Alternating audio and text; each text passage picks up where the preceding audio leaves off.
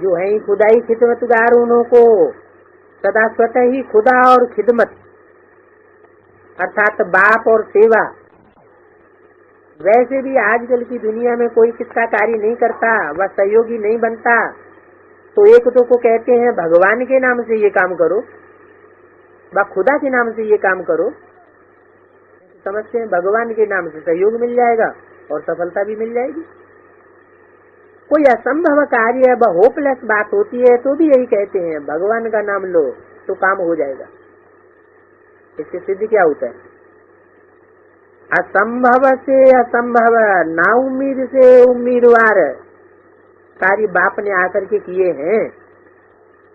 सब तो आप तक ये कहावत चली आती है, परंतु आप सब तो हैं ही खुदाई खिदमतगार। सिर्फ भगवान का नाम लेने वाले नहीं, लेकिन भगवान के साथ ही बन से कार्य करने वाले हो। तो ऐसे खुदाई खिदमतगार बच्चों के हर कार्य सफल हुए पड़े।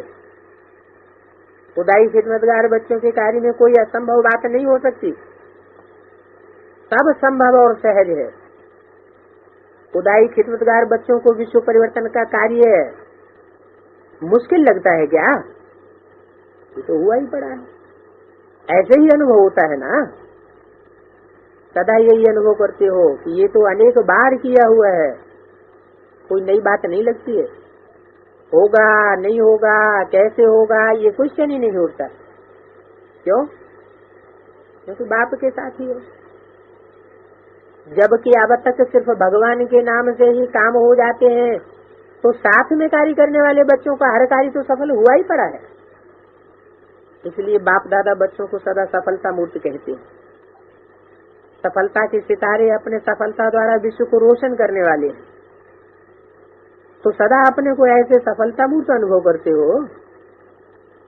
अगर चलते चलते कभी असफलता व मुश्किल का अनुभव होता है तो उसका कारण सिर्फ खिदमतगार बन जाते हो, खुदाई खिदमतगार नहीं बनते हो। खुदा को खिदमत से जुदा कर देते हो। इसलिए अकेले होने के कारण सहज भी मुश्किल हो जाता है और सफलता की मंजिल भी दूर दिखाई देती है। लेकिन तुम्हारा तो नाम ही है खुदाई खिदमतगार, तो फिर कंबाइंड को अलग नहीं करो, लेकिन अलग कर देते हो ना। सदा ये नाम याद रहे तो सेवा में स्वतः ही खुदाई जादू भरा हुआ होगा। कौन सा नाम? खुदाई खिदमतगार। सेवा के क्षेत्र में जो भिन्न भिन्न प्रकार के स्वप्रति व सेवा के प्रति विघ्न आते हैं, उसका भी कारण सिर्फ यही होता है। जो स्वयं को सिर्फ सेवाधारी समझते हो, लेकिन ईश्वरीय सेवाधारी नहीं समझते। सिर्फ सर्विस नहीं, गॉडली सर्विस। इसी स्मृति से याद और सेवा स्वतः ही कंबाइंड हो जाती है। याद और सेवा का सदा बैलेंस रहता है। जहाँ बैलेंस है वहाँ स्वयं सदा बिल्कुल अर्थात आनंद स्वरूप और अन्य के प्रति सदा ब्लेसिंग अर्थात कृपा दृष्टि सहज रहती है। इसके ऊपर कृपा करूं ये सोचने की भी आवश्यकता नहीं, वो ही कृपालु। सदा का काम ही है कृपा करना। ऐसे अनादि संस्कार स्वरूप हुए हैं। जो विशेष संस्कार होता है वो स्वतः ही कार्य करते रहते, सोच करके नहीं करते, लेकिन हो ही जाता है। बार बार यही कहते हो मेरे संस्कार ऐसे हैं इसलिए हो गया, मेरा भाव नहीं, मेरा लक्ष्य नहीं था लेकिन हो गया। क्यों हो गया? क्योंकि संस्कार है। कहते हो ना ऐसे। कई कहते हैं हमने क्रोध नहीं किया लेकिन मेरे बोलने के संस्कार ही ऐसे हैं। इससे क्या सिद्ध हुआ? अल्पकाल के संस्कार भी स्वतः ही बोल और कर्म करा लेते हैं।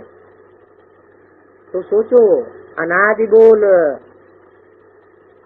और जो ओरिजिनल संस्कार हैं आप श्रेष्ठ आत्माओं के, वो कौन से हैं? सदा संपन्न और सफलता मूर्ति, सदा वरदानी और महादानी। ये संस्कार स्मृति में रहने से स्वतः ही सर्व के प्रति कृपा दृष्टि रहती है।